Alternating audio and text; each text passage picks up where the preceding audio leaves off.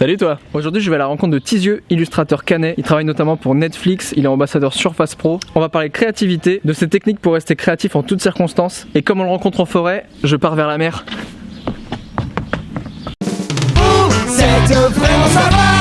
Merci. Ouais. Salut Tizieux. Salut Benjamin, ça va? Ça va et toi? Ouais, tranquille. Est-ce que tu peux nous dire où on est aujourd'hui? Donc là on est à la forêt de Grimbaud. On est à 20-25 minutes de Caen. C'est un petit peu le côté nature de Caen. On est à 5 minutes de chez moi et on est aussi aux portes de ce qu'on appelle la Suisse normande. Pourquoi on se retrouve ici à la forêt de Grimbaud plutôt que de se retrouver dans une grosse galerie parisienne? Parce que moi ça me ressemble plus.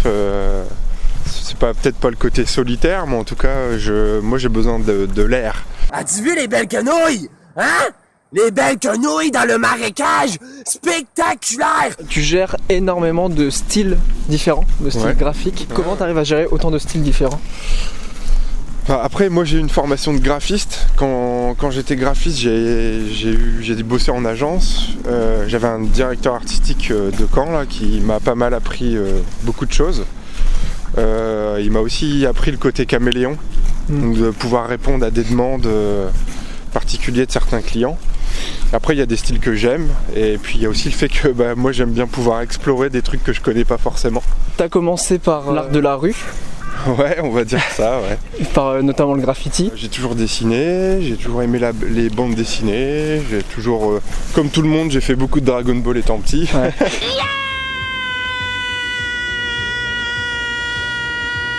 Je suis arrivé à peu près au moment où le graffiti a pris un peu son essor en France. Donc du coup c'était plutôt simple pour moi par rapport aux vrais anciens quoi. Qu'est-ce que ça t'a apporté et que ça t'apporte encore aujourd'hui? Ouais, en fait c'est un peu le côté débrouille quoi. Ouais. Ça je pense que c'est un des trucs que j'aime bien. Et c'est le truc que j'aime bien raconter à mon neveu qui se met à graffer aussi. C'est lui dire en gros quand tu vas graffer en terrain, t'as besoin de faire des choses bien particulières. Prends ce que t'as sous la main, quoi, des bouts de bois, des machins. Nous on se servait tout ce qu'on trouvait pour pouvoir faire des ronds, des traits droits, faire des pochoirs directement avec un bout de carton qu'on trouvait. Enfin c'est ça qui m'a... ce côté débrouille là j'aimais bien, ça faisait un peu bricoleur du graffiti quoi. Nettoyés et recouverts, les tags et les graffitis poussent toujours plus nombreux dans la ville. Indéchiffrables, illisibles, insupportables pour beaucoup, ça n'est pour eux qu'une première étape, la seule partie visible d'un mouvement plus vaste. T'es ambassadeur Surface Pro. Ouais, c'est ça. T'as bossé notamment avec Netflix. Ouais. Quel est ton rapport toi avec les marques qui font appel à toi? Alors le truc le plus intéressant que j'ai découvert il y a je dirais peut-être 1 ou 2 ans, et qui est vraiment le plus important pour un artiste maintenant, c'est les réseaux sociaux. Et il faut considérer les marques comme des soutiens en gros.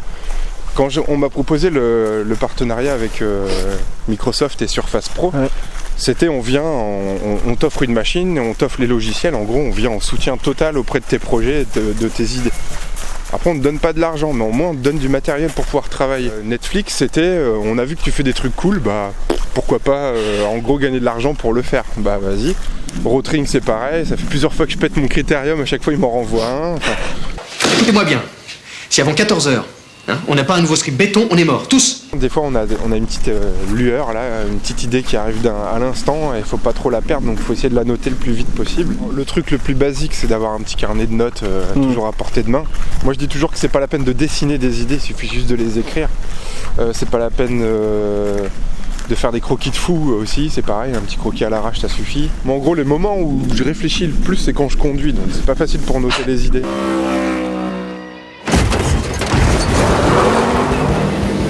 Finalement tu conduis, tu penses que à conduire et finalement tu penses aussi à ce qui se passe à côté dans ta vie, et c'est là où des fois tu as les idées cette fameuse petite période d'incubation là qui se met à tomber quoi. Du coup quand t'as pas d'idée, ça t'arrive de te dire je prends ma voiture et je me fais 300 bornes?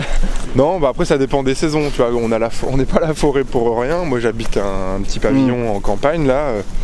L'été, je prends du temps pour aller dehors, m'occuper du jardin, faire du potager. J'ai de petits problèmes dans ma plantation. Pourquoi ça pousse pas? Est-ce que tu penses que tout le monde peut être créatif? ou c'est réservé à certaines personnes? Ouais, pour moi, tout le monde peut être créatif, ouais. Moi, j'ai envie de te dire, ouais. Après, c'est dans des domaines différents, voilà. Ouais. Voilà, c'est quelqu'un qui peut être doué en cuisine, être créatif en cuisine. Moi, je le serais jamais, quoi.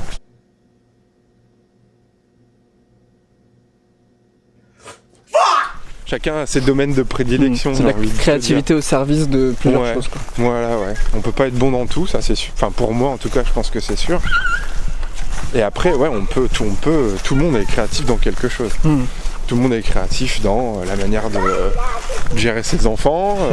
Tout le monde est créatif. Enfin, voilà, chacun a ses aptitudes. En fait. Je te propose qu'on se retrouve là où tu travailles, justement, seul. Ouais. Seul avec mon chat. C'est ça. Bon, ouais, ok.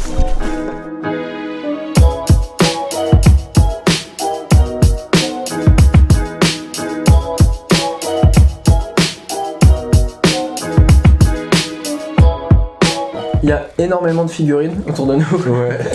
S'il y en avait une vraiment qui te tient à cœur, ce serait laquelle? Il n'y en a pas une, il y en a plusieurs. On a 1000. Tu m'en dirais 3-4, je te dirais c'est bon. Il y a celui-là que j'aime bien, qui est de Usugro.